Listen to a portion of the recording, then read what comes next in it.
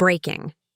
Moments ago, King Charles delivered a message so sharp, so unexpected, that it has left Westminster in complete disarray. For the first time in his reign, the monarch has publicly rebuked Prime Minister Keir Starmer, sending shockwaves through Parliament and igniting a political storm the likes of which Britain hasn't seen in decades. It all began at what was supposed to be a routine Royal Foundation event at Buckingham Palace, a gathering focused on community rebuilding and national service. The press expected light speeches, polite applause, and photos of smiles. But what unfolded was nothing short of extraordinary. As Starmer sat in the front row, flanked by senior ministers, King Charles took the podium. His tone was measured, but there was an unmistakable edge in his voice. "Leadership," he began, "is not about power or popularity. It is about duty and the courage to put one's people before politics." The line hit the audience like a thunderclap. Cameras flashed. Reporters leaned forward. And for a moment, all eyes turned to Starmer, who shifted uneasily in his seat. The king continued, his words deliberate and piercing. "When those who serve forget that duty, the trust between the people and their leaders begins to crumble. And that, my friends, is a tragedy no nation can afford." The silence that followed was deafening. Even the palace aides looked shocked. The king had just delivered a thinly veiled rebuke of the government in front of the Prime Minister himself. Within minutes, clips of the speech hit social media. King Charles, Starmer rebuked, and Westminster meltdown began trending worldwide. Commentators called it the most politically charged royal address in modern history. But the story doesn't end there. According to senior palace insiders, the king's remarks were no coincidence. They were a direct response to a leaked report showing that Starmer's administration had diverted funds originally intended for veterans' housing into temporary migration facilities. The revelation had sparked outrage among the public and within the royal household itself. King Charles, a lifelong supporter of veterans and servicemen, was reportedly deeply disturbed by the findings. His charities had worked tirelessly to house homeless ex-soldiers, and now those very programs were being cut under Starmer's budget reforms. One royal source told the Daily Mail, the king felt it was a moral issue, not a political one. He believed silence would make him complicit. That statement alone set off a media explosion. Every major news outlet replayed the footage of Starmer's reaction, blinking, tight-lipped, clearly caught off guard. Political analysts described it as the moment that shattered the illusion of control. Even Starmer's allies struggled to defend him. One Labour MP admitted off-camera, "It looked like a public scolding," and frankly, that's exactly what it was. By the end of the day, headlines across Britain read the same. King Charles breaks silence, Starmer rebuked in front of the nation. But what no one knew then was that this royal intervention was only the beginning. Behind closed doors, something much larger and far more dangerous was already in motion inside Downing Street. The following morning, London awoke to political chaos. Papers screamed, "Royal rebuke rocks Westminster." Starmer's press team scrambled to contain the damage.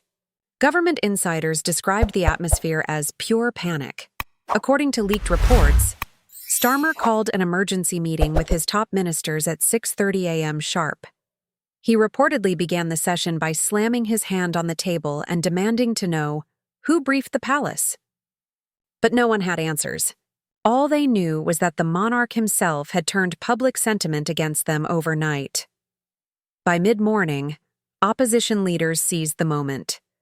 Conservative MPs flooded social media with clips of the king's speech, calling it a royal reality check for a government that had lost its moral compass.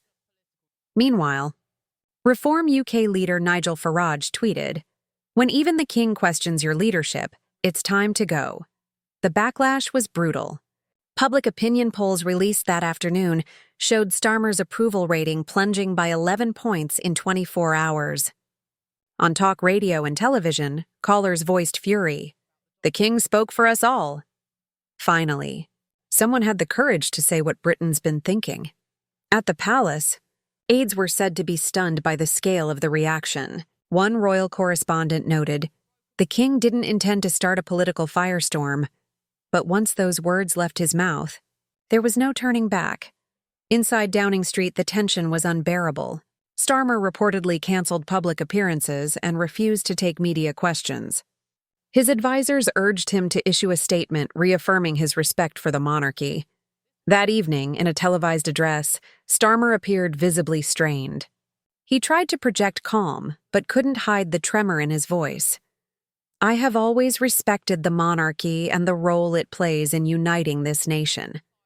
But to the public, it sounded rehearsed, hollow. Within minutes, the video was flooded with comments like, "Too late, Keir. You can't fake integrity." Meanwhile, Buckingham Palace released a brief clarification, saying the king's speech was in the spirit of national service and reflection, but the damage was done. The Crown had spoken, and the country had listened. In Parliament, senior MPs began whispering about a confidence fracture within the Labour ranks.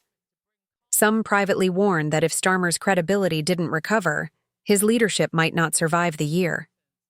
The king's words had done what no opposition speech could, undermined Starmer's moral authority. Internationally, the story made headlines from New York to Sydney. Foreign outlets framed it as a rare act of royal defiance, a moment where the monarch appeared to reclaim moral ground over politics. One American anchor summed it up perfectly. "When your own king calls you out, you've lost more than support. You've lost respect." As night fell over London, Westminster was in full meltdown. Parliamentary aides whispered of resignations, internal letters, and rebellion brewing within the party. Meanwhile, the image of King Charles standing tall at the podium, composed, resolute, unmoving, and became a symbol of integrity across Britain. In less than 24 hours, one speech had redrawn the boundaries between the Crown and the government. And for Keir Starmer, the question now was simple. Could he survive a crisis started by the king himself? A prime minister caught off guard, a king who broke silence when duty demanded it, and a Britain now divided between loyalty to leadership and loyalty to conscience. Was King Charles right to speak his mind, or did he just ignite a constitutional earthquake? Did Starmer deserve this royal rebuke, or was it a line no monarch should ever cross? Drop your thoughts in the comments below. We read every single one. And if this story shocked you as much as it shocked Westminster, hit that subscribe button right now, because Britain's next political showdown might change history forever. The Crown has spoken, and Westminster may never be the same again.